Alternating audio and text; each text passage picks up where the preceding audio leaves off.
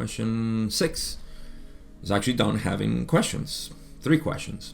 He says, I have 3 questions that the instrument asked me to ask that I'll get out of the way first.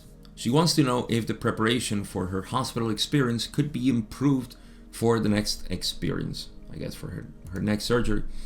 Ross says, all was done well with one exception.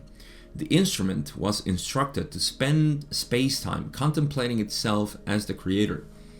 This, done in a more determined fashion, would be beneficial at times when the mind complex is weakened by severe assaults upon the distortions of the body complex towards pain.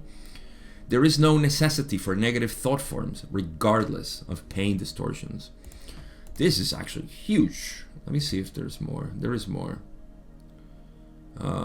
Should I read it all? I'm going to read it all.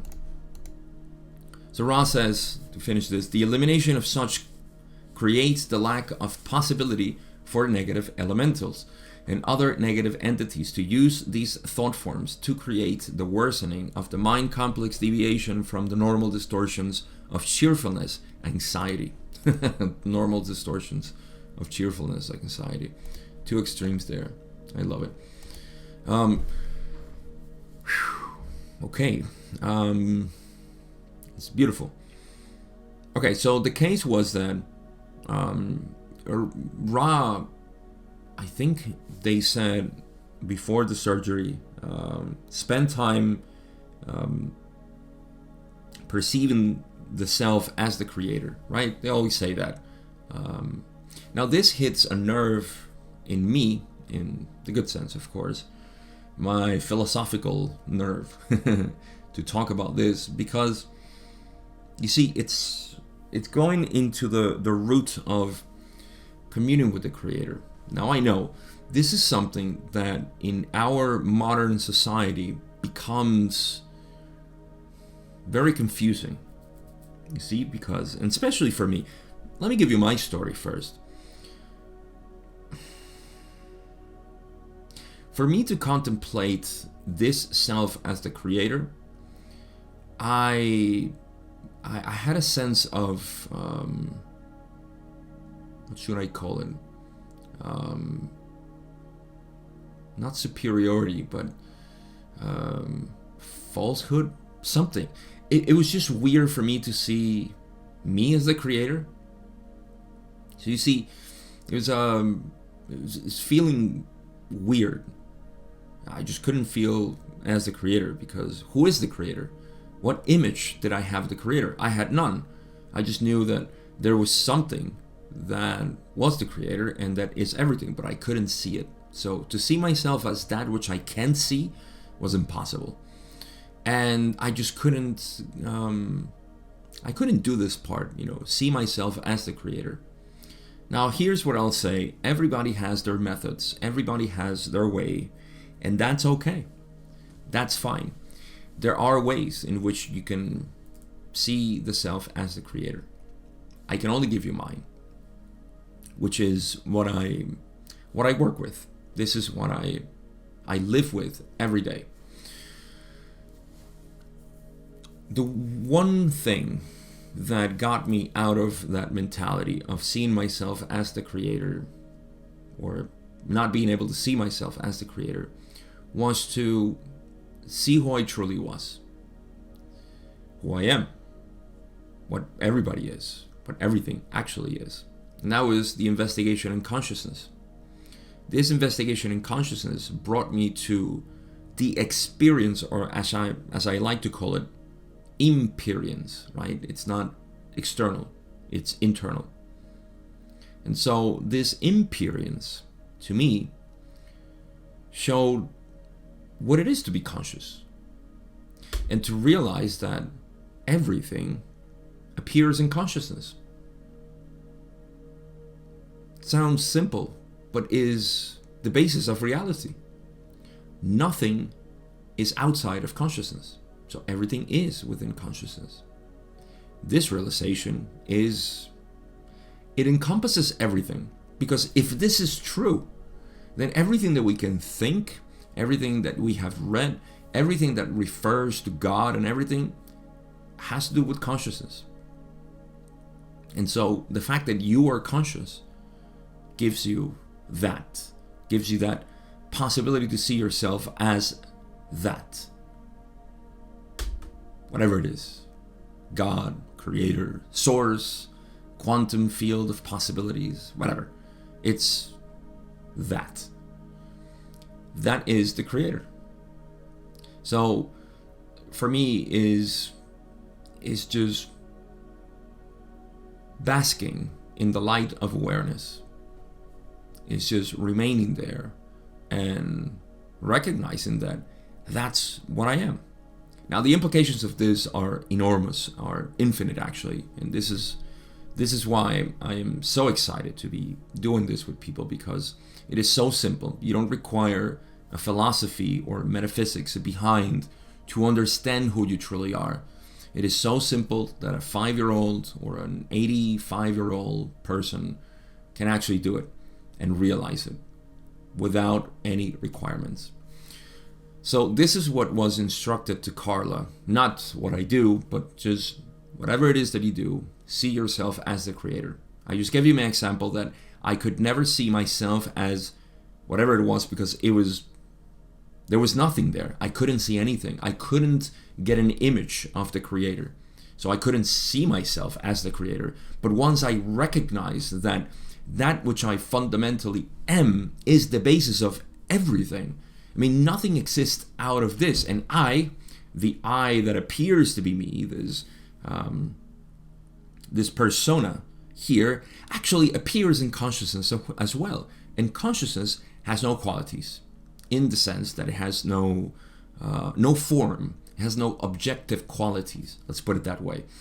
So because it doesn't have any objective qualities, that's the reason why I couldn't see the creator. I couldn't see myself as the creator. You could never see yourself as the creator. You can only see the creator, if that makes sense. So in this process, I found, which is amazing for me. Now, bear in mind that I was a Catholic kid who completely abandoned religious practices and anything at the age of 12 or so. My teenagers or my adolescence was when I completely abandoned this in the face of science, because I wanted objectivity. And so I could never come to terms with that word that people called worship. Worship, even up until recently, worshiping for me was just something that was like, icky. I don't want to worshiping. Why would I worship something? But when I found this and the feeling of just abiding in awareness, that is worshiping for me. I can only ascribe worshiping to that feeling, to me. Okay, so these instructions that were given to Carla were along these lines. And I know it because of what Ra is saying here. It matches perfectly my experience.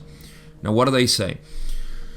So she didn't spend time contemplating itself as the creator, which I just explained in my own way. This, done in a more determined fashion, would be beneficial at times when the mind complex is weakened by basically pain in the body. Okay? When your mind is in pain, and I know this for a fact, and you abide in awareness, it is such a different thing to see pain as an appearance in consciousness. This doesn't mean that you stop feeling pain, but how you react to pain is different. And it's the famous Buddha's saying or quote where they say, pain is inevitable, suffering is optional. You see, so the mind goes from suffering to contemplating pain. It is such a beautiful thing.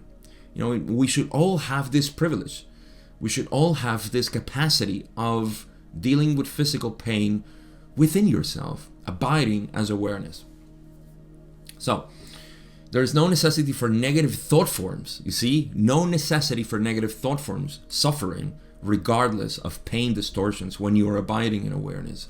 In my case, you can see the creator as something different. Some people actually do, with a specific, saint or Godhead or whatever it is. I think that's fine, as long as because that's bringing you there. You see, whatever you do to see the creator is bringing you to that experience. It's just that I'm a scientist and I go straight into the feeling of it, and that's just how I feel comfortable. You see? So Ra continues and says, the elimination of such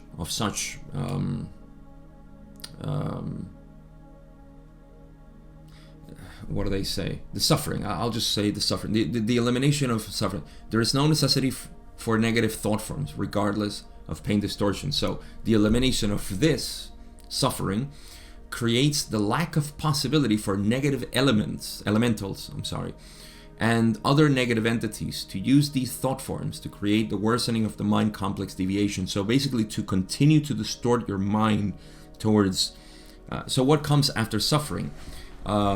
You can get caught in self-deprecation or victimhood, which I talked about already, or any other exacerbation, I would say, of this suffering.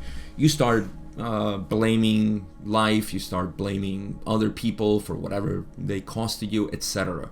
This is some pain gone awry, I would say. You see? So the elimination of such creates the environment, you see, the landscape that I talked about, for you to see yourself as you are. I wish I could teach this to more people, because the effect that has caused in me this realization is tremendous. I was telling my friend the other day that I am glad that I have some sort of you should say containment, that I can contain myself, which is not repression, because I know that this would be a little too much. I know I have this containment because otherwise I would just go on the streets and scream this. It is such a beautiful thing that everybody should be aware of. But of course, free will, everybody's in their own clock, like Ross says. So I guess I'm grateful for my containment. But yeah, this would lessen or eliminate, right? It would create the lack of possibility for negative elementals and other negative entities. Now remember, in my philosophy and my interpretation of this, there are no spirits, ghosts that appear around you. These are not entities. The entities refer to thought patterns that are available within the mind complex of the totality of your beingness. So you have this vast database, right? And you associate yourself with those thought patterns. So those are the negative entities to me are thought patterns. And thought patterns, of course, exist in an infinite array of, they're potentially infinite, they're not infinite, but they're there, from the astral planes all the way to 6th density negative. These are all thought patterns. It's just one mind, okay? If you are like me, I just don't want you to get caught in the idea that there is a possibility that there are demons outside of me that are causing this pain. You see, victimhood. Again, we don't want that. We want to be responsible, and responsible doesn't mean negative in the sense of, oh my God, responsibility. I hate responsibility. No, it's you're responsible, for anything. You are the creator. You are responsible for your creation. So there is no possibility of these. This is why the highest meditation that exists, we call it samadhi, but without the esoteric meaning of samadhi, is just abiding in awareness. Do that. It's my best recommendation. And Rod just puts it so beautiful here. I love it. So none of this would exist to use these thought forms to create the worsening of the mind complex deviation from the normal distortions of cheerfulness, anxiety. Which, you see, is being anxious a bad thing? No, it's not. Is being cheerful a bad thing? No, it's not. They're just telling you something, you see? And to me, it's always something. You see, people think that being equanimous is being always happy, cheerful. That's not the case. You are in a neutral state, so to speak. But that neutral state, if you can live it, you know that it's the purest form of existence. That's to be balanced.